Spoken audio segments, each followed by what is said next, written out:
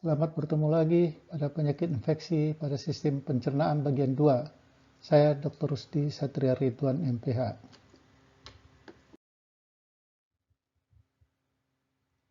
Bakteri utama berikutnya adalah Vibrio cholera. Vibrio cholera disebut juga Gamma Proteobacteriae. Adalah bakteri batang yang berbentuk koma. Dengan pewarnaan gram akan negatif. Mempunyai flagela tunggal di satu kutub atau polar. Beberapa strain menyebabkan penyakit kolera. Penularan kolera. Kuman Vibrio cholera dapat ditemui di air asin, teluk, dan di rawa-rawa, dan ditularkan biasanya oleh makanan dan air yang terkontaminasi. Manusia, kerang, dan ikan bisa menjadi reservoir. Penyakit kolera sering akibat memakan kerang atau makanan seafood yang kurang masak.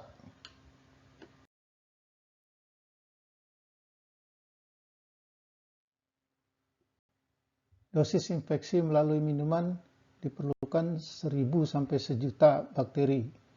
Melalui makanan cukup 100 sampai 10.000 bakteri.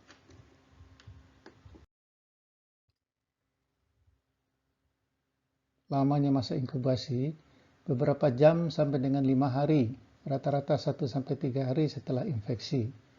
Pada orang yang mempunyai asam lambung rendah, yang biasanya minum antasida, atau dosis bakteri kolera yang tinggi, masa inkubasinya lebih cepat. Pelepasan enterotoksin kolarogen mengganggu fungsi usus kecil dengan merusak lapisan epitel usus besar. Akan menyebabkan ketidakseimbangan elektrolit yang akan menyebabkan kehilangan cairan luar biasa. Tinja sangat berair, disebut air beras, menyebabkan dehidrasi dan shock. Diagnosa penyakit kolera dilihat dari biakan feses, konfirmasi adanya racun kolera, dan rapid test kolera dipstick. Pengobatan kolera, terapi rehidrasi dan terapi antimikroba.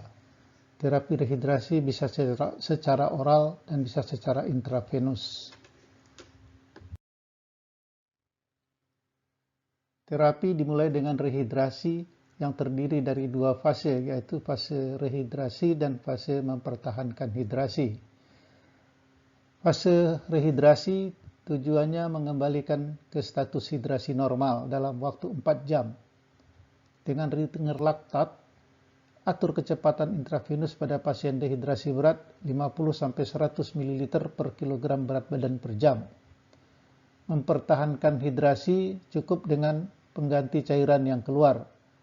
Biasanya pilihannya per oral, oral rehydration solution atau ORS. Cairan jangan dibatasi. Pencegahan.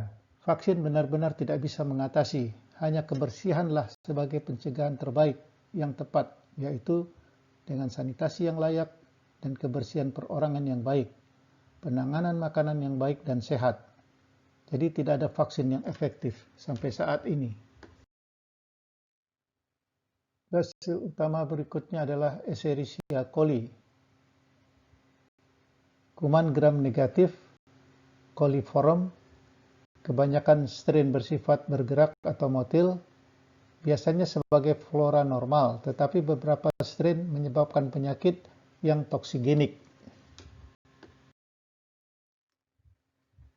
Ini adalah siklus penyebaran Escherichia coli patogen dan siklus pencemaran Escherichia coli patogen.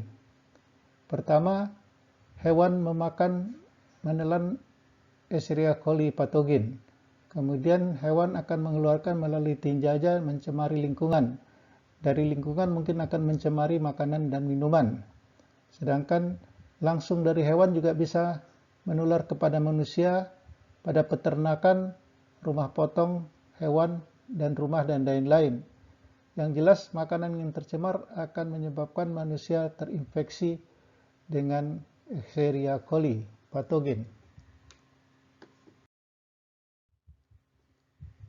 Toksinnya seperti Shiga, maka disebut Shiga toksin Escherichia coli atau disingkat STEC, sangat hemorrhagic dan invasif, menyebabkan HUS, Hemolytic Uremic Syndrome atau sindrom uremik hemolitik. Escherichia coli adalah penyebab utama infeksi saluran kemih. Hemolytic Uremic Syndrome adalah kondisi medis di mana terjadi penghancuran sel-sel darah merah secara prematur yang tidak terkendali. Sekali dimulai, penghancuran sel darah merah akan terjadi terus-menerus dan akhirnya terjadi penumpukan sistem penyaringan ginjal yang akhirnya menyebabkan gagal ginjal akut. Diagnosa dengan tes tinja atau feses dapat menguji dan mengidentifikasi Escherichia coli penghasil toksin SIGA. Atas adalah koloni Escherichia coli di Petri dish, samping Escherichia coli di bawah elektron mikroskop.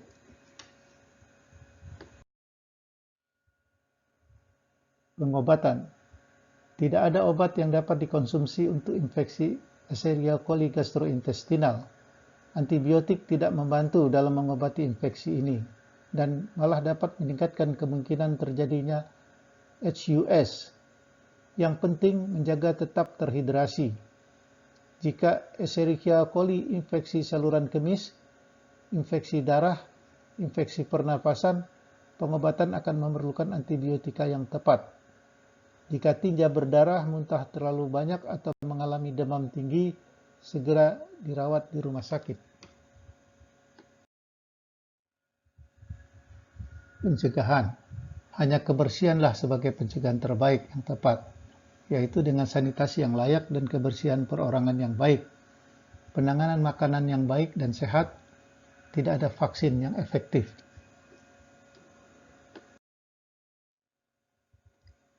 Selanjutnya kita bahas infeksi oleh bakteri-bakteri lain selain bakteri utama.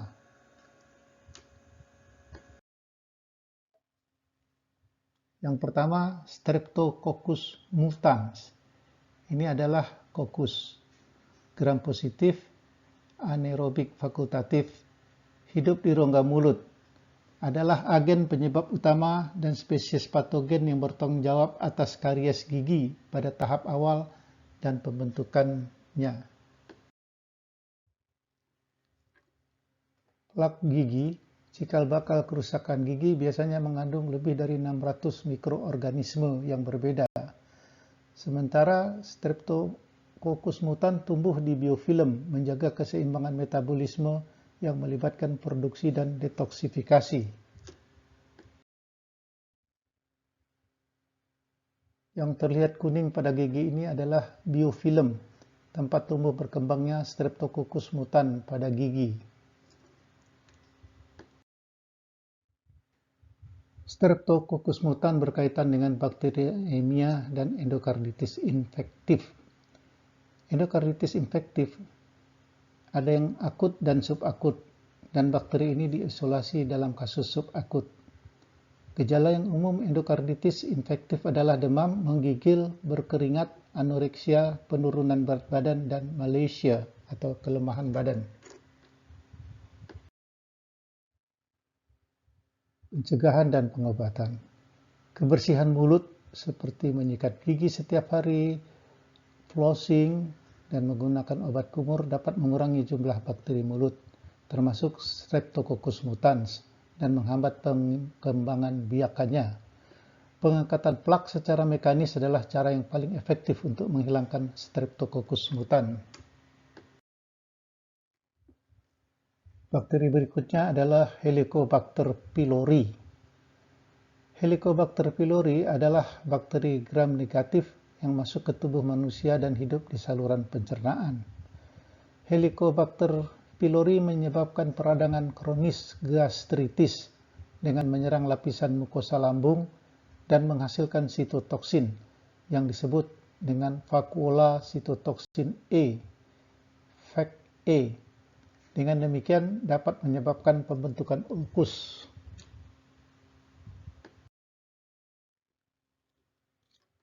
Bagi sebagian orang, infeksi bakteri ini dapat menyebabkan kanker lambung. Infeksi Helicobacter pylori ini diderita oleh 2/3 dari populasi dunia, tapi kebanyakan orang tidak mengalami tukak atau merasa gejala lainnya.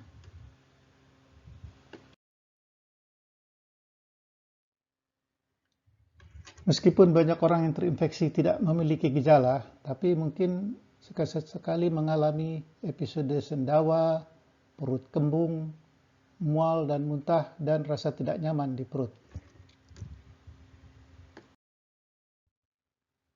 Infeksi yang lebih serius akan menyebabkan gejala-gejala seperti sakit perut, mual dan muntah, mungkin muntah darah, tinja berwarna gelap seperti ter, cepat lelah, anemi, nafsu makan menurun, diare, tukak lambung, mulas, dan mulut berbau. Banyak penderita infeksi Helicobacter pylori sejak kanak-kanak sampai dewasa tetap tidak menderita gejala. Kuman hidup di dalam tubuh selama bertahun-tahun sebelum gejala mulai, tapi kebanyakan orang yang terinfeksi tidak pernah dapat tukak atau ulkus lambung. Diagnosa: 1. Tes antibodi terhadap Helicobacter pylori di dalam darah. Mudah dan cepat, namun antibodi darah dapat bertahan lama setelah Helicobacter pylori sepenuhnya dibasmi dengan antibiotika. 2. Tes napas urea atau urea breath test adalah tes aman, mudah dan akurat untuk keberadaan Helicobacter pylori di perut. Mengandalkan kemampuan Helicobacter pylori untuk memecah urea menjadi CO2 yang diserap dari perut dan dikeluarkan dari tubuh melalui napas. 3. Tes antigen dalam tinja. 4. Endoskopi. Dan 5. Biopsi dengan endoskopi.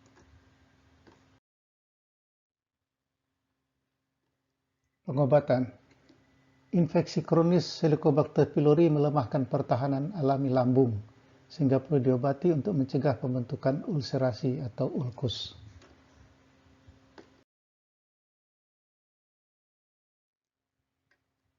Helicobacter pylori sulit dibasmi dengan antibiotika karena resisten terhadap antibiotik.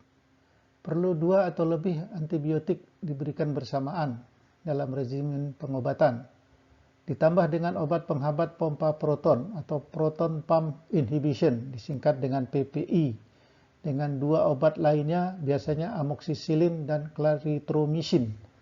Ketiganya disebut triple terapi.